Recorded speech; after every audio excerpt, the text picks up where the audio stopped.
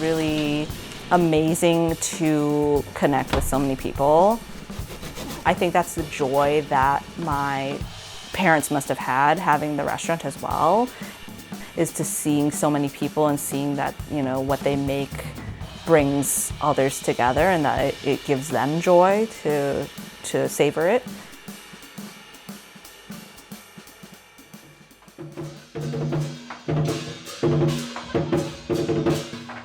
Ultimately, when people experience Maa Maa Dei, I think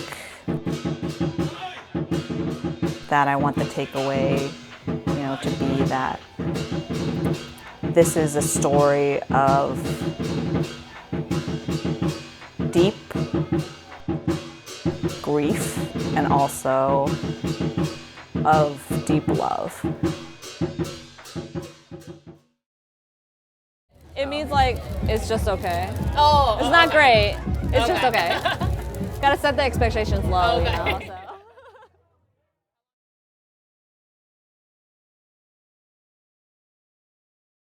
It's gonna be a little. I think this is okay. Yeah. Wish we had more of the bubbles. Oh, we don't? I thought we. Maybe they're in another bag. Oh, I probably got rid of all of them because we were like, ah, we don't need these. Are you excited? Yes, and also every time I'm just terrified. It doesn't go away. It should. I should be fine, but usually I'm just really terrified still. You've done so many. I know. I know. It just doesn't end. My name is Jessica Fong. I go by Jaye. This is probably gonna blow everybody's mind. And I am the owner and baker of Maa Maa Dei. Maa Maa Dei is a pop-up / virtual restaurant. It's a business that's focused on introducing people to flavors that are both Midwestern in roots and then also inspired by my upbringing as an Asian American in the Midwest.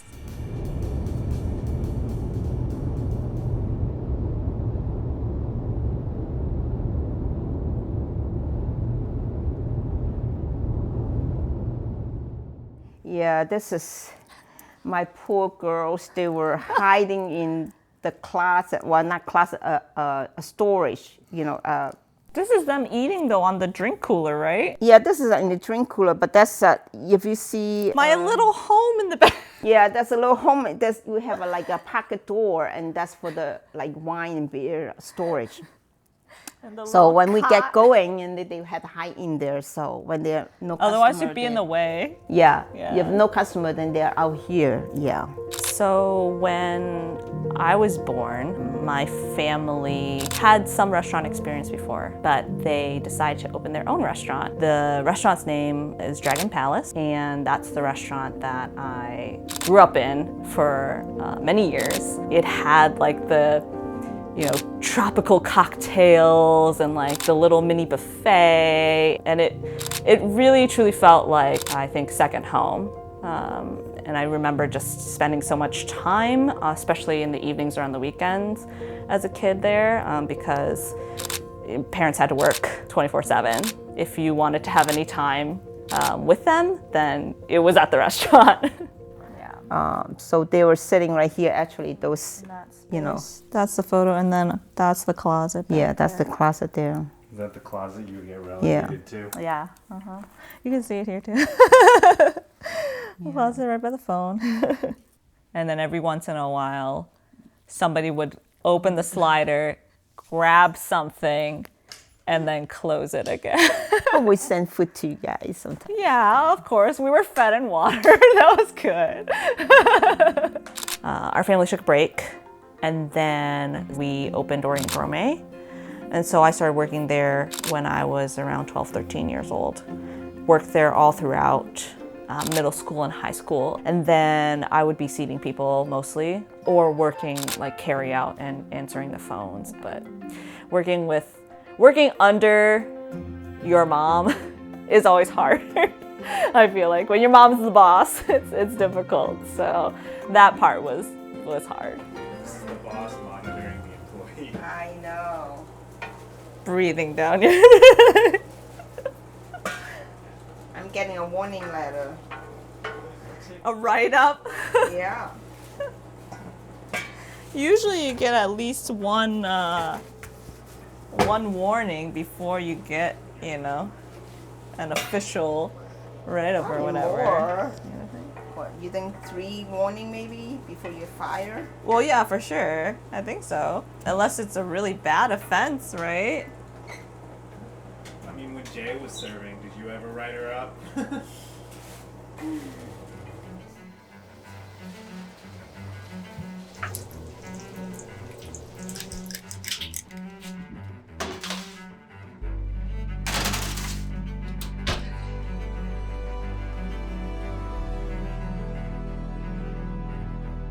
So how often would you cross paths with your dad? During service, never.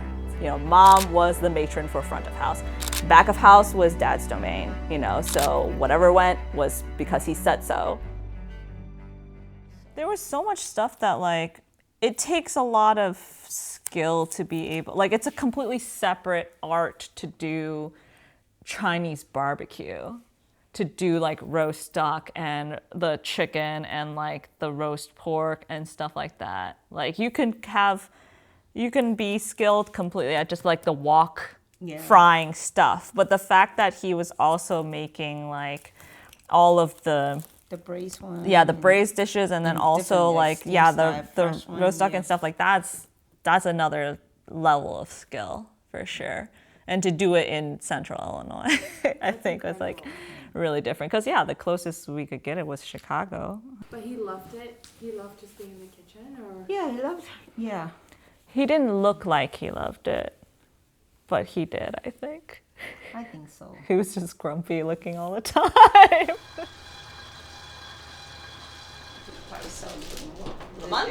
They look really, really good. Okay, well, good. That's great. Yeah. I mean, they look,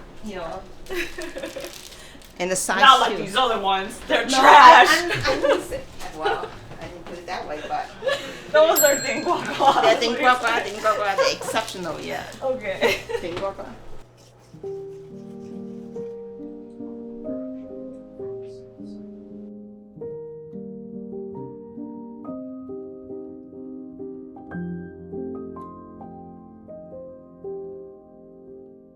It's very rare that I would see, I think, glimpses of what I imagined were who they were when they were alone, with themselves, their own personalities.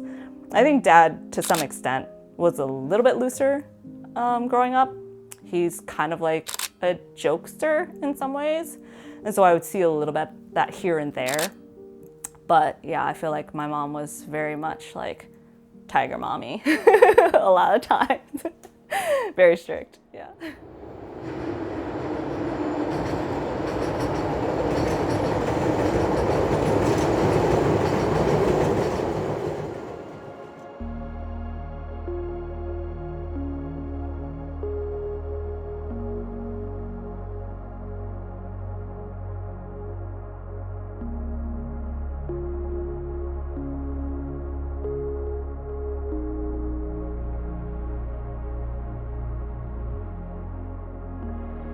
So 18, 19 years of age, left Bloomington to go to school at IIT, Illinois Tech. I studied architecture, and the reason why I chose architecture was because the university was known for architecture and engineering, and at the time of applying for universities, I had no idea what I wanted to do. But in the end, I decided also because I got a scholarship. And so I ended up studying architecture and graduated, and then moved into working in engineering. This is for Orient Gourmet. There should be Is there a date on it or no? 2002. It's interesting to see it in an architectural drawing versus being in the space, because when you're physically in the space, you can really understand what it feels like, obviously. But you just look at it in drawing form before it's actually built, it's kind of harder to interpret. Yeah. What year was that you guys sold it off? That was the year that Dad passed. 2010. Yeah.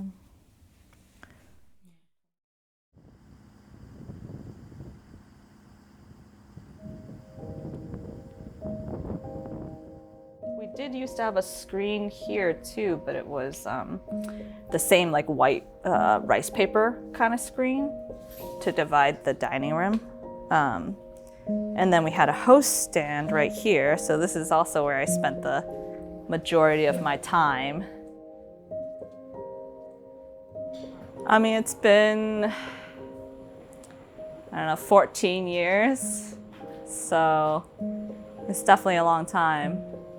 I think that if I had come sooner, it would have been more upsetting. I think now it's a little bit easier to like separate myself just because of time.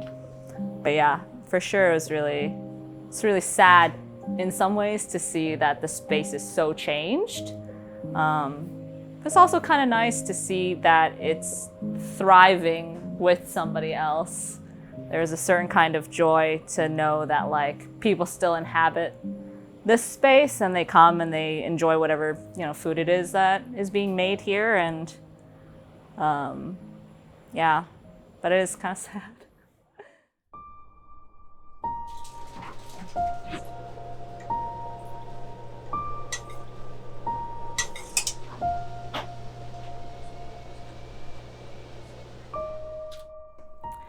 I actually had just gotten back, I think, to school, and I got a call from my mom, and she had told me, you know, your dad's been to the hospital, and they did some tests, and she just had the hardest time explaining it. And I mean, cancer is such a broad term in some ways.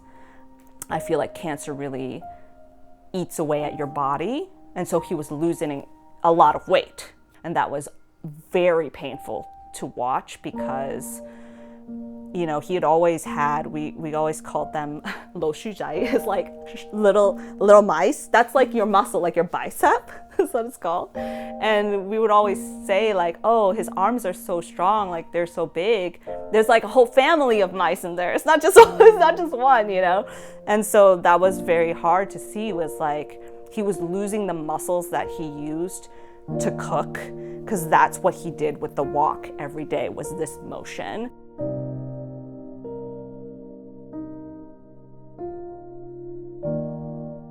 So we were all together because I think like my mom knew, and I kept on telling my mom, like, I have class starting tomorrow, like I have to leave, it's a 2.5-hour drive, like I still gotta get back to my apartment and like get ready, like. And so I didn't really, I think in that moment, know, or maybe I was just trying to tell myself that it wasn't true. And it was probably like, I don't know, 3 or 4 in the morning. And my sister had actually called Robert's phone, and she told me, you know, Dad's gone.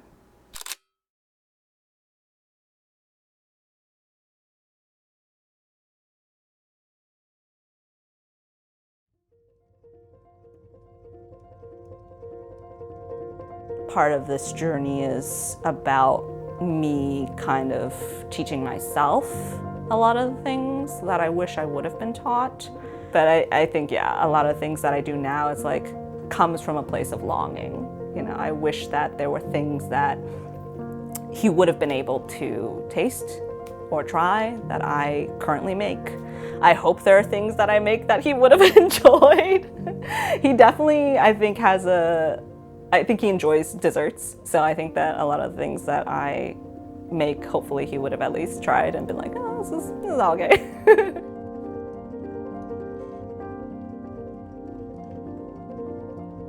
I'm always proud of her, yes. What? But it's fun, you know, it's fun to work with a daughter, but it is different though. So you have to treat her as a staff, you know, so. Yeah. you treat her as a staff now, Jay? Oh yeah. Yeah, so I'm working for her now. So the other way around. How are you guys feeling? Good, excited, fabulous, wonderful, awesome. Wow, Mom. What? That's good. Mom's bringing the energy. Okay.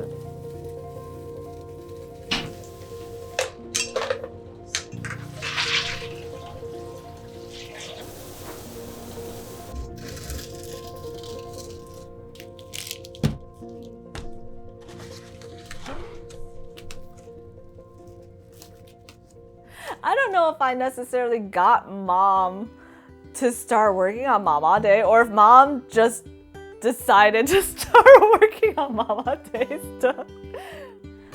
There's a lot of times she will ask, you know, when do you need me? You know, when should I come out? How long? How many hours? What days? You know, what tasks need to be done? Do you need to go grocery shopping? Like, you know, that kind of stuff. You know, one of the large market events that we had that we were all helping together was actually me and Robert and Mom and my brother. Yeah, she gave me a big hug and she said she was proud of me. And I just kind of like blue screened at that point. In my brain, I was like, oh my God, kids, we've made it.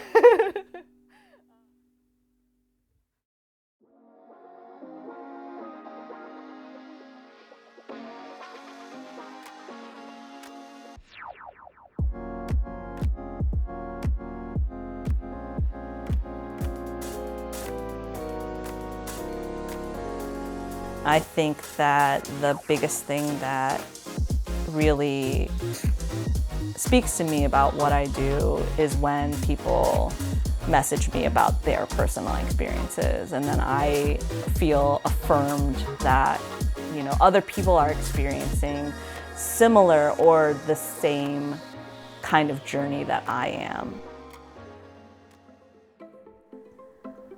Ultimately, when people experience Maa Maa Day, I think that I want the takeaway to be that every product that we make, every experience that we have, it comes with a piece of soul and a memory or an experience.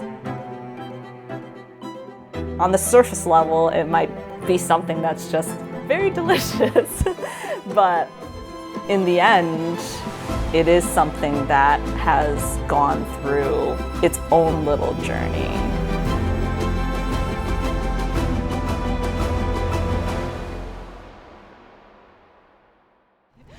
Depending on where we park, we'll decide whether or not we actually want to unload everything. Yeah.